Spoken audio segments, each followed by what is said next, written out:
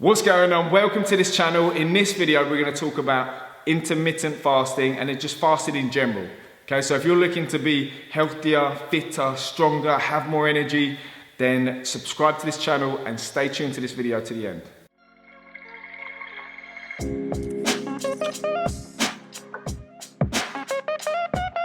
Now fasting, as you probably know, is just going a period of time without eating, yeah?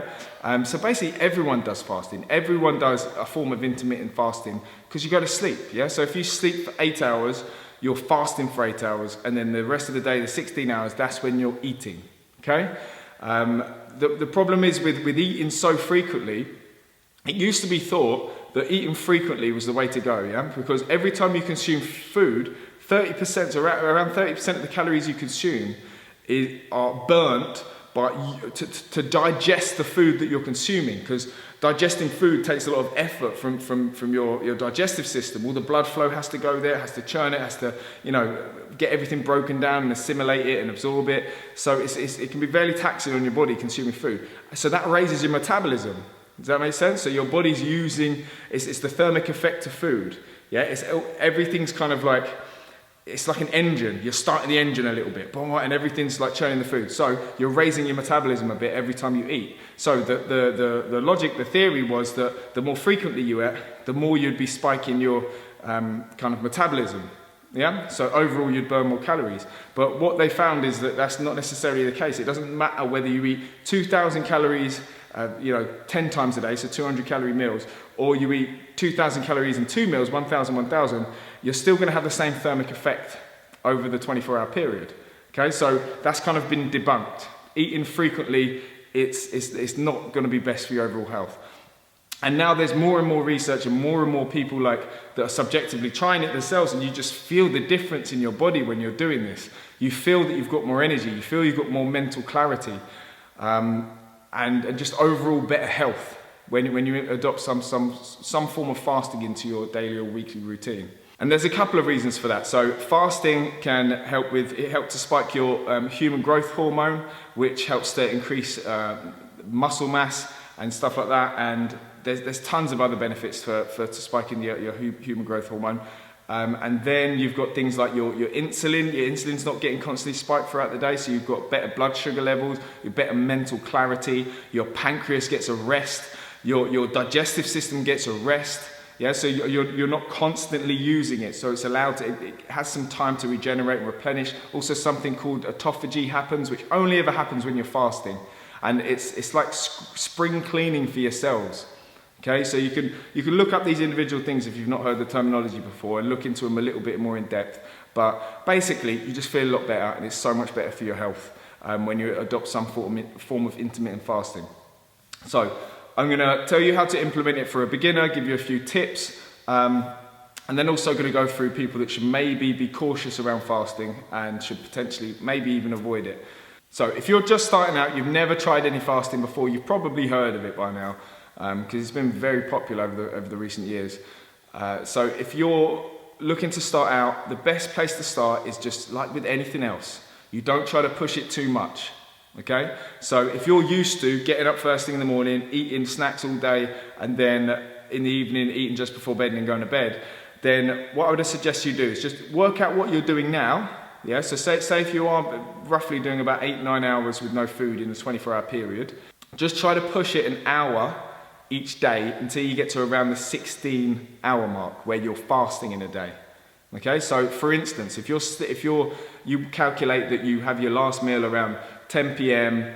Before the last thing that you enters your mouth is 10 p.m. and you don't have any calories after that, and then you have your breakfast first thing at 7 in the morning. So that's 9 hours, yeah. So what you're going to try to do from tomorrow is just go 10 hours. Okay, so you can either take that from the evening, you can even make sure you have an earlier dinner, or you can just push your breakfast forward a little bit. Okay? But make sure you're not snacking or having anything. Any form of calories is going to spike your insulin. You're going to break your fast, okay? So make sure you're having things that are not going to spike your insulin, that's not going to break your fast. No calories, okay? Or minuscule. You can have things like lemon juice in some water, a bit of apple cider vinegar. You can have just black coffee. things of that nature. If you look at Google some things that you can have, some extra things, but there's not a lot of things that you can have. Basically just water and like herbal teas and stuff like that. So you start pushing it forward an hour a day until you get to the 16-hour mark. And then that's a healthy, realistic thing for most people to be doing, I'd say, on quite a regular basis. Now, it's really important when you start any form of fasting that you make sure you are getting enough food. This is what a lot of people fall short with it, is that overall just not eating enough. Yeah, you do your fasted period and then you'll have a tiny little meal. So maybe you've got in your head that you're trying to lose weight or whatever it is. You'll have a tiny little meal, maybe not enough of the good stuff in it. And then you keep doing that for days and days and days. And then eventually you're going to crack, you're going to cave because your body's not getting the nutrients it needs. So it's going to ramp up your hormones to tell you to eat. You're going to get cravings and you're just going to go wild and probably binge out on a load of crap. So it's vital that you're getting the nutrients that your body needs. Okay? So plan your first meal. Plan what you're going to have for your first meal of the day and make sure it's nutrient dense, high quality food. It's so important. I'll do other videos about the importance of that in the future. But if you follow me, you've probably seen me talk about it on my stories and stuff like that on Instagram. It's so important. So high quality meats, if you eat meats, it's wild caught stuff, well looked after. Look into where you can source some good quality meats from and good quality eggs and stuff like that, okay? And then prebiotic, probiotic foods, all that's for another video, but generally just high quality plant foods and high quality meats, okay, and as much variety as possible. So make sure you plan your first meal, have a substantial, satisfying meal that you enjoy eating. Don't make it something that there's going to be an effort for you that you don't enjoy.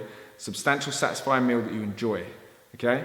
And then when you do that, you're going to appreciate it so much more. All that healthy food, after you start pushing your fasting and you start going for a little longer period without eating, you enjoy the food so much more. And your cells just soak it up and enjoy it.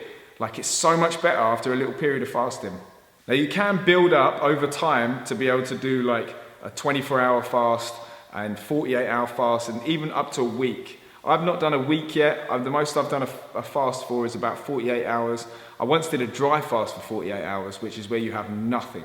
You're not even allowed to go and have a shower or anything like that because you absorb the moisture. I know it's daft, right? And I do not recommend doing dry fasts, especially if you're just starting off with your kind of the journey and experiment with fasting. So yeah, I definitely recommend you take on plenty of fluids, okay? Also, what's going to happen is you're going to deplete a lot of your glycogen stores in your muscle tissue and your liver. And because of that, you're going to lose a lot of water because glycogen stored in your muscles, there's 1 part carbohydrate, 2 parts water for the carbohydrates that are stored in your muscles. And when you fast, you're going to use all that up. So you lose a lot of water. So 1, you lose a lot of electrolytes. 2, you lose a lot of water-soluble vitamins as well, okay? So this is why it's so important to make sure you've got that energy-dense, nutrient-dense foods for your first meal especially, okay? For when you break your fast. So this is just a little brief overview of fasting for people that haven't tried it before. I recommend you give it a go, see how you get on. One of the main things that is probably going to come up is the psychological aspect of it. It's the anticipation of things. It's like if you started having cold showers. It's not actually the cold shower that's that bad. It's mostly people's anticipation of it. It's the anticipation, oh no, it's going to go, and you're amping yourself up. And this is why a lot of people paralyze themselves. You paralyze yourself and you don't even act because you're getting yourself up in, getting jumbled up in your head about stuff. Okay, so a lot of the issues that people are going to experience is the anticipation of it being challenging. With regards to that, I'm going to do another video talking about why food is so bloody addictive and why you find it so hard to knock that crap on their head for a sustained period of time.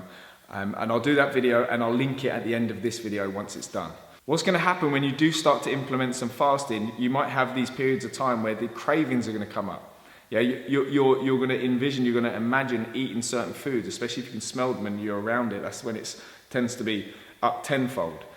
You're going to imagine eating these certain foods, and your body's going to be conditioned to eating foods at a certain time. So there's going to be an adjustment period. Okay, you're going to have little urges, and you're going to have thoughts about consuming these foods. And what's going to happen is your body's going to physiologically prepare to consume that food. Yeah, you're gonna start salivating, your insulin's gonna rise a little bit, which then drops your blood sugar lower, and that's when you get a bit hangry, yeah? You get a bit moody if you don't eat, but if you give it some time, it does stabilize. It does stabilize, and the more often you do it, the more you kind of become the master of your body and your mind, and no matter how much it throws a tantrum and wants to do something, you're kind of like, you know, from a place of peace and calm, you're the one that's in control and you've got the reins. What's gonna happen is your body will fall into line with that eventually. Does that make sense?